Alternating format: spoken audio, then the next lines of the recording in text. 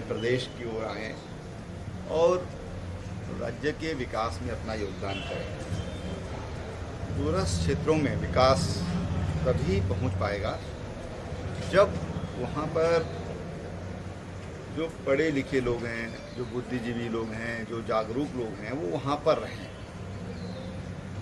अन्यथा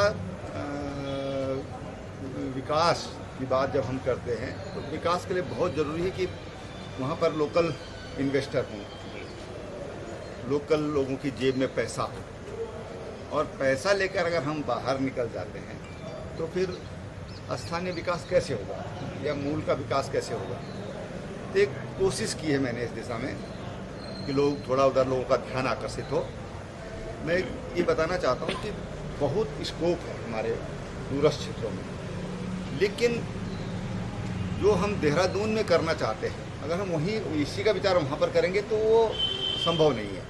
हमको वहाँ की जो परिस्थितियाँ हैं और वहाँ पर जो हमारे पास प्रकृति ने जो हमको गिफ्ट के तौर पर दिया है उसका दोहन करें हम लोग, उसका सदुपयोग करें हम लोग, तो विकास की पर्याप्त संभावना है, रोजगार की पर्याप्त संभावना है।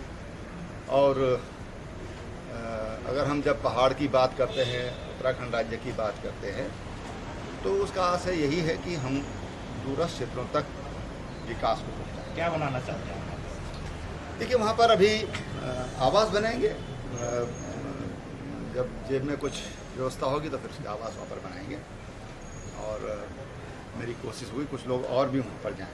सर गैरसैंण को लेकर आपने जिस तरीके से वहाँ पे भी दूधाधुली पे भी आप लोगों को जाना था, लेकिन किस तरीके से आप उसमें देखिए मौसम बहुत ख़राब हो गया, अत्यधिक वर्षा के कारण और पूरा कोहरा और बादल वहाँ छाए रहे, उसके कारण सुरक्षा दृष्टि से भी वहाँ पर जा पाना कठिन था।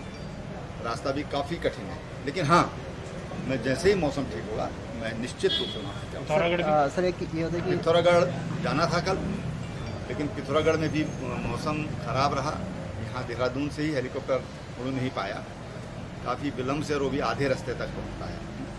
ये दिक्कतें हमारे उत्तराखंड की ये दिक्कतें हैं, पर्वतीय क्षेत्र की विशेष दिक्कतें हैं, विशेषकर हवाई सेवाओं में तो बहुत तरह की दिक्कतें हैं। सर विभागों में कोऑर्डिनेशन न होने के कारण आम जनता को इसका खामियाजा भुगतना पड़ता है। जो अजयपुर का फ्लाईओवर है वो जल निगम ने एनएच का कहना है कि बिना अनुमति के वहाँ सीवर लाइन डाल दे और पूरा अप्रोच रोड 150 मीटर में धंस। देखिए ऐसा है कि सीवर भी ये ज़रूरी है, रोड भी ज़रूरी है, लेकिन आज जिस तरह से ट्रैफिक हो गया है, जिस तरह से सड़कों पर दबाव बन गया है यातायात का, ऐसे में जो एक सिस्टम है, जब हम कोई खुदाई करते हैं उसके लिए हम जब नालियां बनाते हैं सीवर लाइन के लिए, तो नेचर का सिस्टम है कि वो 3 साल में वो लैंड एक्चुअल पोजीशन में आती है या प्राकृतिक स्थिति में आती है।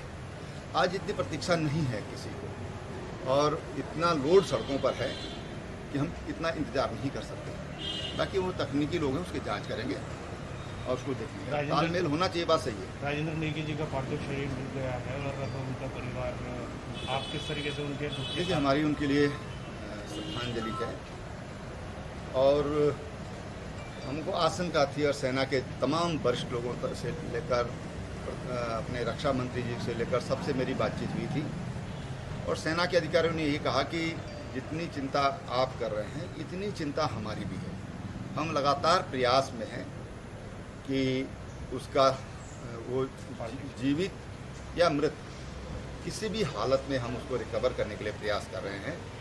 जो आशंका थी कि वो बर्फ़ के नीचे पर दब गए हैं, एवलांच के कारण वो लगता है उसकी चपेट में आ गए हैं, तो हमारे सैन्य अधिकारी को जो आशंका थी वो सही साबित हुई है। अब उस परिवार के साथ हमारी सहानुभूति है, हमने प्रयास भी किया कि उस परिवार को मदद दी जाए। Thank you sir.